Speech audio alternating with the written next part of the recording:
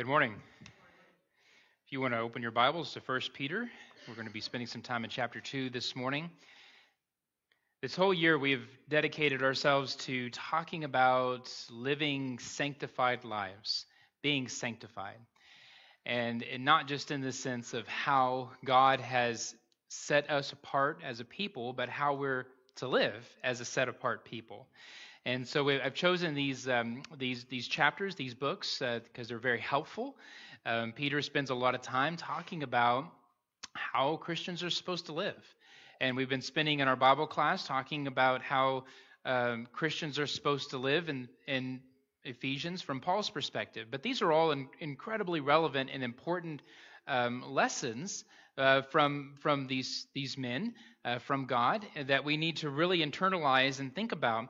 This morning, it's going to be a little bit different, not just so much about the moral aspect, but really our attitude, how we conduct ourselves as people of God in the world in which we live in, and primarily in relationship to others who may not treat us well, unfair judgment, so to speak. And so we're going to spend some time there this morning. So I would encourage you to open your Bibles to 1 Peter chapter 2. And we're going to start where we left off last week, which is verse 9 through 12. And I'm just going to read through these to give some context. But Peter tells Christians, he tells us, he says, "But you are a chosen race, a royal priesthood, a holy nation, a people for God's own possession, so that you may proclaim the excellencies of him who has called you out of darkness into his marvelous light. For you were once not a people, but now you are the people of God. You had not received mercy, but now you have received mercy. Beloved, I urge you as aliens and strangers, abstain from fleshly lusts which wage war against the soul. Keep your behavior excellent among the Gentiles, so that in the thing in which they slander you as evildoers, they may, because of your good deeds, as they observe them, glorify God in the day of visitation." You know, one thing that we might gather from this as we're contemplating this idea of relationships and holy living and how other people might treat us is that Christians were never meant to live in isolation. We were never meant to come together and share beliefs and buy 800 acres out in the woods somewhere and live by ourselves, and we were never meant for that. That was never our purpose. But God has always intended for his people, his redeemed people, his holy nation, to live amongst other nations, in the world, amongst other people, so that we may influence, empower others through our behavior, through our living, through the teachings of God, so that God would have these temples, these places in which he dwells, everywhere throughout the world. And that when people observe and they watch our behavior and they watch our attitude and they see how they respond, they are seeing the character of God within us. And that's how God has always intended. And he uses that word strangers or aliens, or we might think about it as an exile. That we're all exiles. Yes, we're part of the kingdom of God. Yes, we're part of God's family. We're part of a holy nation, a holy priesthood, but we are in exile. We are in this world in exile. And God has called us to live that way amongst other people.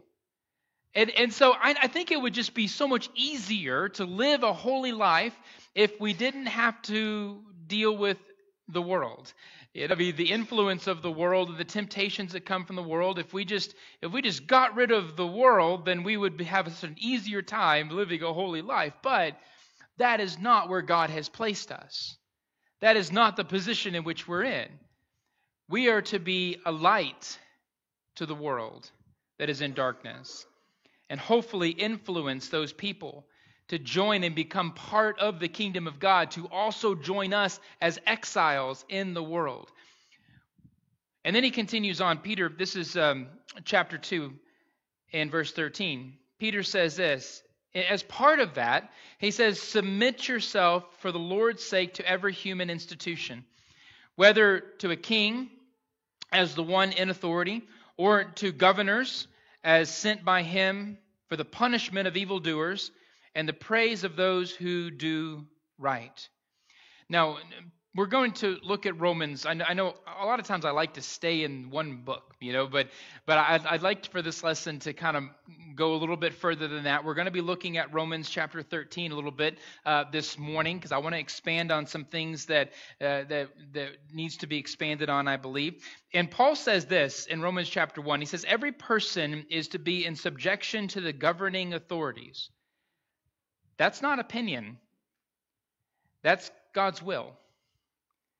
God's will is that every Christian is to live under some kind of government somewhere. We are not to have our own government. We are not to go live out in the woods somewhere and create our own form of government. We are to live under some worldly government, that we are to submit, whether it be to kings, whether it be to governors, that is God's will, that we submit. That we follow the authority of whatever government we are under. And we really need to think about this and how it looks and what we might expect and how we are to accomplish this in such a way that doesn't in any way jeopardize our integrity as followers of Jesus. How do we do this? How do you remain submissive, that's really the idea, to a government when that government is not always godly, or when that government is not always good, or when that government doesn't always require of its citizens things that are right in the sight of God. And that's always a struggle, isn't it? And I think we have a good position here in America to be under the authority of a government that, for the most part, has a track record of using godly principles to establish rules and laws and things of that nature. Not always perfect, but it's good for us to recognize that the influence of Christianity influenced the governments of the world so much that they have chosen to adopt godly principles and godly laws in order to govern their people. But if you're thinking about it from the perspective of Peter or Paul, these men are talking about a government that had none of that. They're talking about Rome. And Rome, far from a godly nation. Oh, they had gods, all right. but their gods were pagan gods. Their gods were promoting of human failure.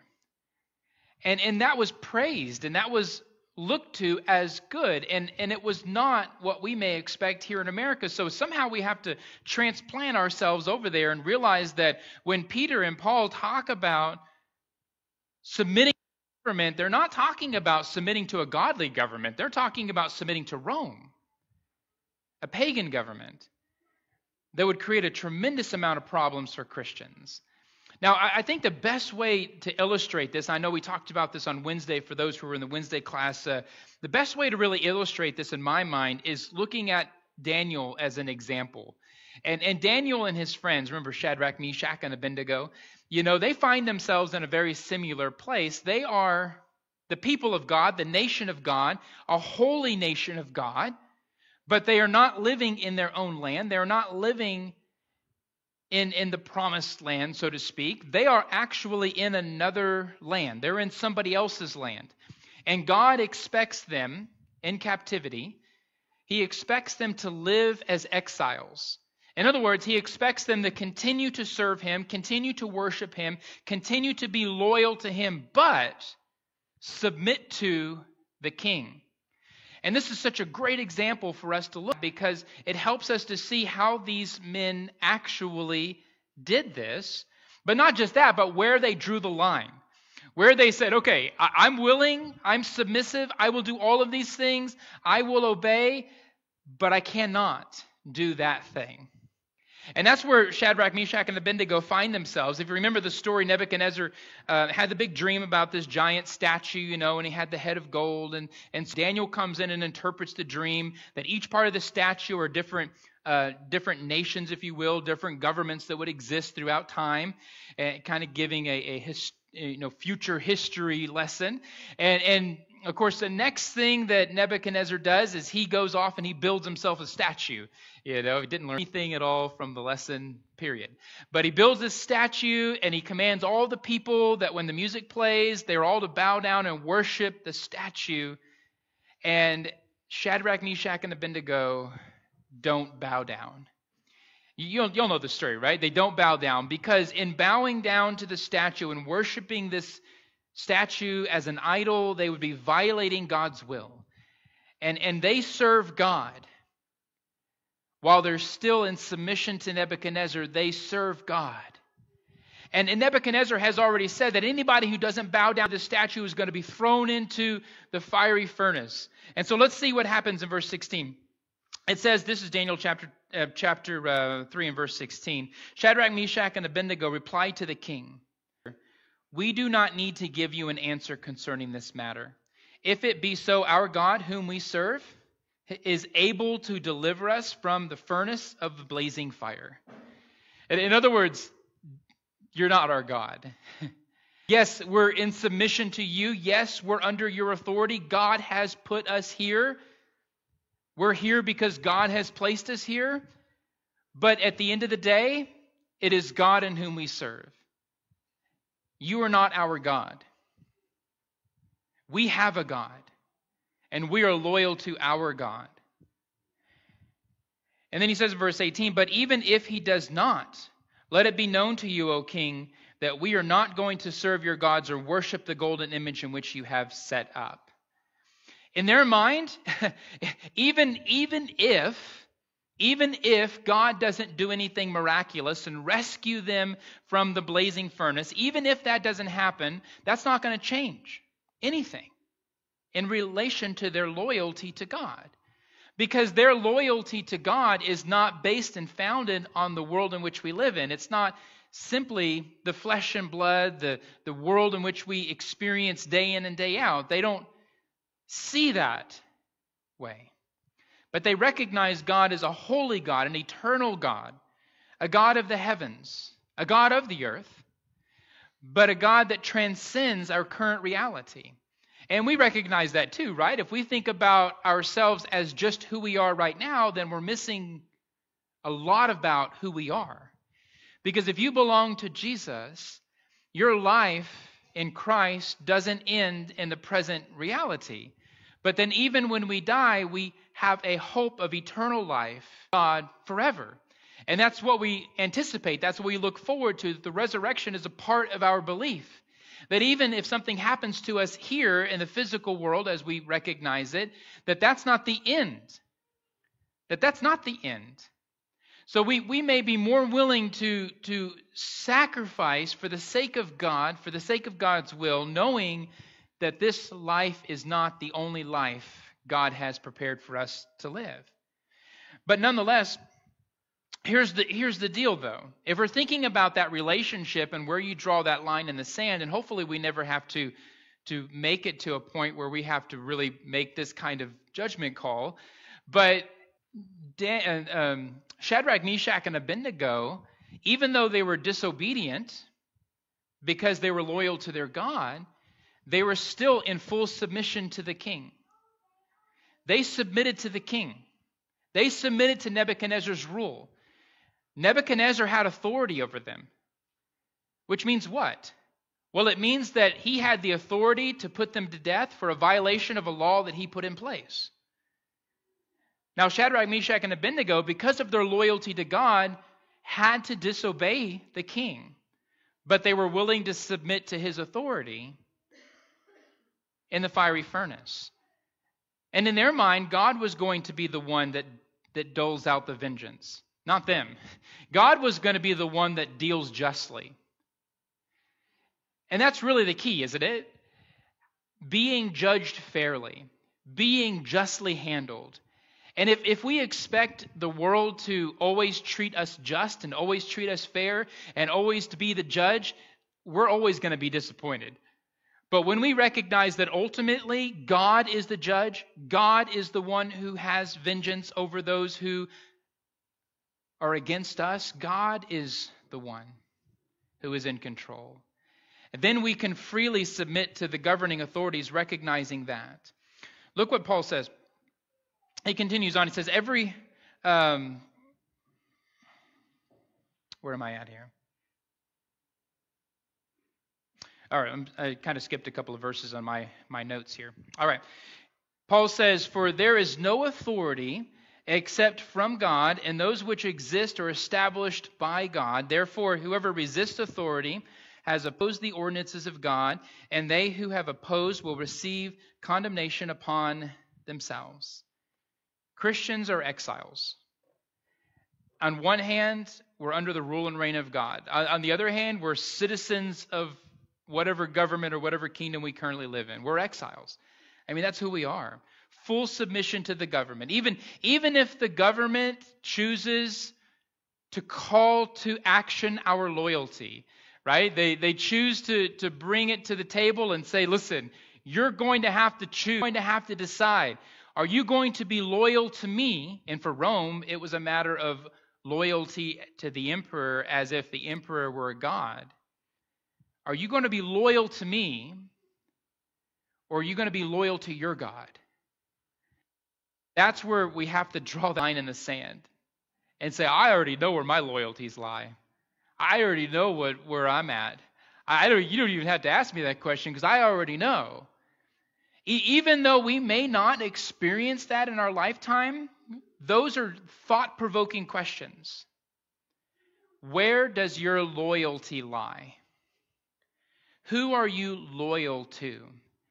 If your loyalty was called to the table, and some governing authority, some king, some ruler was going to put you to the test and figure out where your loyalties were, where you're going to draw that line in the sand. In this case, it involves who are you going to worship, who are you going to idolize. And they draw that line in the sand and say, you either worship me, your king, as Lord, as God, or die. We should already know the answer to that question. As Christians, we should already know, I already know where my loyalties are. So I will submit to whatever punishment you're willing to give. But I already know that I am loyal to my God first. But I will surely be submissive to the king. And God expects that. And it seems weird to think about it that way because we think, well, shouldn't we retaliate? Shouldn't we, jump up and fight? Shouldn't we, attack the king? I mean, that's how it should work, right? But if you look at the examples of Christians in the past, that's not how they acted. And that's not how they responded. They responded by freely and willingly giving themselves up for the sake of their loyalty in Christ Jesus. Look at verse 3. He says, for rulers are not a cause of fear for good behavior, but for evil. Do you want to have no fear of authority? He says, do what's good, and you'll have praise from the same, for it is a minister to God to you for good. But if you do what is evil, be afraid, for it does not bear the sword for nothing. For it is a minister of God, an avenger who brings wrath on the one who practices evil. Therefore, it is necessary to be in subjection, not only because of wrath, but also for conscience sake. The government. You ever thought about the government that way? That the government is God's minister? That, when you pay taxes, for an example, you're actually funding the government because God wants you to?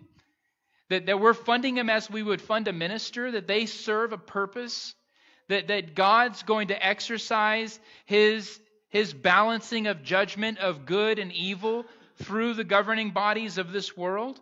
That's how He's going to do it. right? He's not going to sit up on a throne over the nations and start striking people down who are bad or praising people who are good. He has doled that responsibility out to the governing authorities. They have that authority. They have been given that. That's their place. They are ministers of God. Now, does that mean they're always good? No, it doesn't mean they're always good. I mean, Paul's still talking about Rome, but that's their purpose. That's what God has called them for. And then he says in verse 6, for because of this you pay taxes, for the rulers are servants of God, devoting themselves to that very thing. Render to all what is due them. Tax to whom tax is due, custom to whom custom is due, fear to whom fear, honor to whom honor.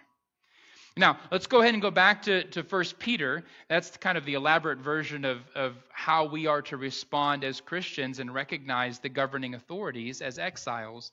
And now 1 Peter chapter 2, we're going to continue on there.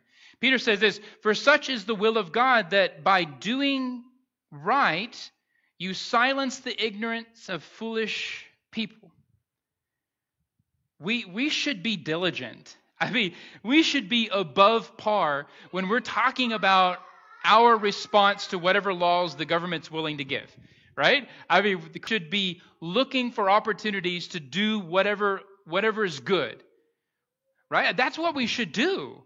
We're not looking for loopholes. We're not looking for ways out. We're not looking for opportunities to cheat the government. I mean, we're looking for opportunities to do good, to recognize the governing authorities and bodies as servants of God.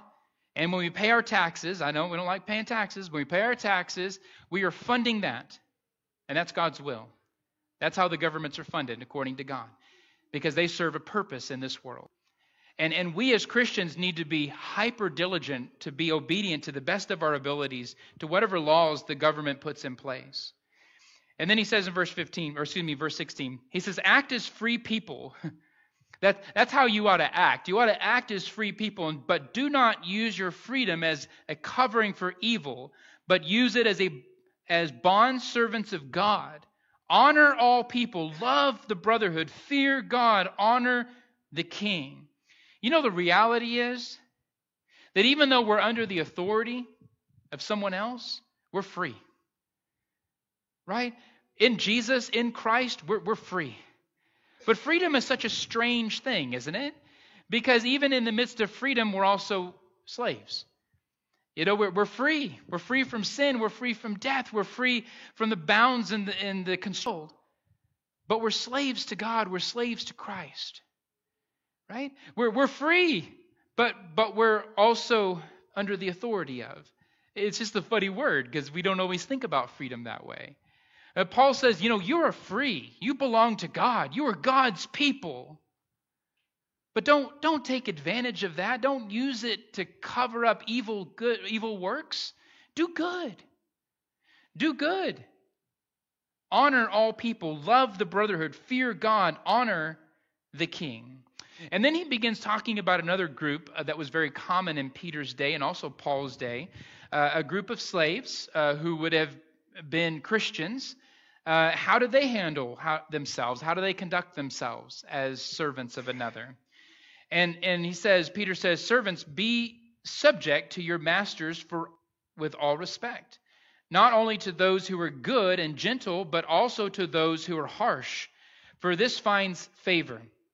If, for the sake of conscience towards God, a person endures grief when suffering unjustly. Now, it's really hard to imagine this scenario because, you know, we've gotten rid of that process of slavery in America, but it was very much active in their culture, and that's a whole history lesson in itself. And there were Christians who were slaves, and Peter writes to them and says, this is how you conduct yourself. This is how you handle yourself. Even if you suffer unjustly. That's never fun. It's never fun to think about. It's not something that we want to contemplate, you know. How do you handle yourself as a Christian if you are being treated unjustly? Do good. Submit.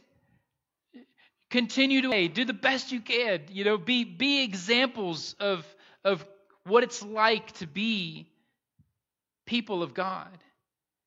Yeah, but what if? What if they're unfair? What if they treat me right? What if they do this? What if they do that? I mean, we can come up with all kinds of different ways, but in our effort to justify ourselves, we find ourselves setting the wrong kind of examples. We find ourselves setting us up for failure. That in our effort to justify ourselves, we fail. But what finds God is continuing to do good, continuing to obey, continuing to do what's right, continuing to be citizens of the kingdom of heaven, even when we're being treated unjustly, because God is the one who judges. Look at verse 20. He says, "For what credit is there if when you sin and are harshly treated, you endure it with patience? But if you do what is right and suffer for it, you patiently endure it. This finds favor with God." And so Peter says, you really have two options, okay? You can either be disobedient and be harshly treated. That's option, certainly. Or you can be obedient, you can be submissive, and be harshly treated. I mean, both end in the same harsh treatment. One finds favor with God, the other one doesn't. And so, it's tempting. It's tempting when you are a servant of someone who is unjust, when you're under a government that's unjust or unfair, it's tempting to rebel. It's a natural response to get even. It's a natural response for revenging yourself. That's how we tend to be. You get me and I'm going to get you back. You're unfair to me, I'm going to be unfair to you. That response is very natural feeling, but it is not godly. It is not the Christian way to live. That we need to recognize that there will be many times in our life where we're going to be treated unjustly. We're going to be treated unfairly. And a lot of it boils down to our willingness to submit to the Lord Jesus and His rule and His reign and His way of living. And that does cause us sometimes to find ourselves in areas where people might take advantage of that. But ultimately, we need to continue to set the example for the sake of God, for the sake of Christ, for the sake of being His children and His people. Look at verse 21. He says, "For you have been called for this purpose, because Christ also suffered for you, leaving you as an example so that you would follow in His footsteps. He who committed no sin, nor was any deceit found in His mouth, and while being abusively insulted, He did not insult in return. While suffering, He did not threaten, but kept entrusting Himself to Him who judges rightly." That's our example. I mean, that's it right there, isn't it? I mean, we look at Jesus and we look at how the world treated Him. He lived His life in line with God. He lived His life by the rule and reign of God, while still living under the authority of whatever governments were present in His lifetime. He still did that. And what did the governing bodies do? One of those being Israel. Well, they mistreated Him. They treated Him unjustly. They put Him to death, even though He was innocent. That's how they treated Him. That wasn't fair. I mean, that wasn't fair at all. I mean, they made up all kinds of lies about Him and deception about Him and rallied up people and got them frustrated with Jesus. And even though He was exactly how God wanted all humanity to be, they put Him to death. Of course, all of that served the greater purpose of God to bring about the redemption of His human family. But Peter is setting this up as an example to say, that's what you need to do. Right? That's what you need to do. And that last phrase is so telling. He did not threaten, but kept entrusting Himself to Him who judges righteously. It's like Shadrach, Meshach, and Abednego, isn't it? When you think about it, O King, God is able to rescue me. He's able to enact vengeance. He is able to bring justice. He is the righteous judge. He is able. But you know what? Even if He doesn't, Even if he doesn't act in this moment, that doesn't change anything, right? That doesn't change anything. We continue to entrust ourselves to God who judges righteously. Because at the end, that's the only judgment that matters to us. You know, people may judge us unfairly. They may judge us harshly. They may look at us and treat us ill. You know, they may even say that those people over there, and Christians were often criticized of that, of being evildoers because they didn't follow the pagan gods. They didn't follow all of the rituals. They didn't bow down to the emperor. And they were mistreated. They were treated unjustly. But each and every case, these individuals did not entrust themselves to the judgment of man, but they fully and completely entrusted themselves to the judgment of God, who judges righteously. That's where we need to be, followers of Jesus. Look at verse 24. And he says, and he himself brought our sin in his body up on the cross, so that we might die to sin and live for righteousness. By his wounds we are healed. And then he says this in verse 25. He says, for we are continually straying like sheep, but now you have returned to the shepherd and guardian of your soul. And the shepherd and the guardian of your soul. God is often depicted, especially in the Old Testament, to be the shepherd of his people. And that's what he is. Christ is our good shepherd. And that's who we entrust ourselves to. We entrust ourselves to God. We entrust ourselves to Christ to shepherd us, to lead us, to guide us, to protect us, to bring us through even the harshest of times. And he will, with certainty. But somehow in our mind, we feel like it has to be the here and now. We have to be justified right now. We have to find vengeance right now. We have to see it happen or it's not going to happen. But that's not how it always works. And we may die for our Christ and never see justice ever served. But that's okay, because we have entrusted ourselves to the righteous one.